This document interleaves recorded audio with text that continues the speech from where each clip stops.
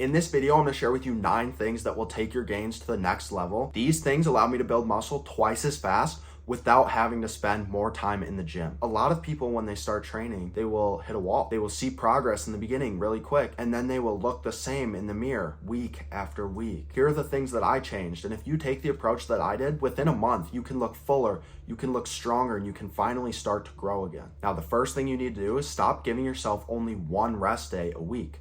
Now, this is hard because you probably think that more is better, and so did I. I was training and I was tired. I was training with muscles that weren't fully recovered. You need to be taking 3 full rest days per week instead of just trying to push through the fatigue, because you're actually sabotaging your own gains. Once I started taking 3 full rest days, my lifts actually started to go up again, and I was getting more out of the same workouts. So just remember, you cannot grow only from lifting.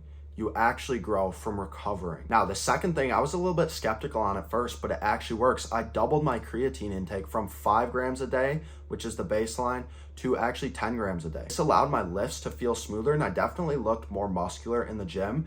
Now, there's also some studies that show that people with more lean muscle mass need more creatine, and I definitely felt the benefits from this both physically and cognitively. Creatine does not make you bloated, but it allows you to be stronger and look more full. The third thing is you need to slow down a little bit between your heavy sets when you're lifting. Give yourself 2 to 3 full minutes between your sets. You should not be going into your next lift with a really elevated heart rate, or if you're feeling out of breath. This will allow you to push your sets harder within the gym, bringing more intensity. If you're training heavy and you're only resting 60 to 90 seconds, you're doing more cardio, you're not actually maximizing your strength or your gains. Now, this fourth thing, I actually went from doing 3 moderate, kind of intense sets in the gym to doing 2 really intense sets. I would push these sets to or as close to failure as I possibly could, and I was actually getting more out of them. So less volume, but more effort. This allowed me to grow more and progress more in 4 weeks than I did in 4 months. Now, the fifth thing, I started finally fueling myself before my workouts. I would have a small meal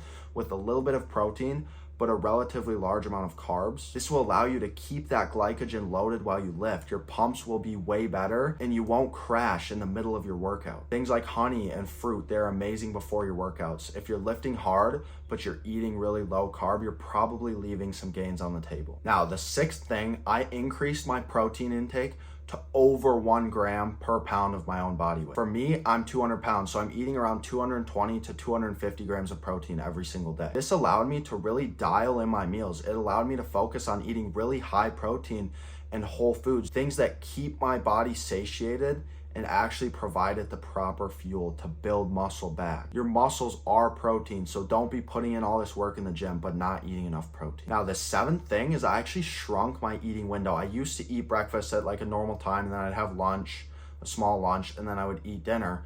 But what I started doing is I started pushing breakfast off till the afternoon, and then having a really big, satisfying breakfast, and then not eating again until dinner. But you can't eat too close to when you're gonna go to bed. That's super important. If you're digesting a bunch of food while you sleep, it can actually really impact your sleep and your recovery. Which brings me to number 8. I sleep 8 hours or more a night, no matter what. Sleep is not optional. It's a non-negotiable if you wanna actually see the progress that you're putting in so much work to see. Sleep is when you really start to recover. It's when you really start to build those muscles back.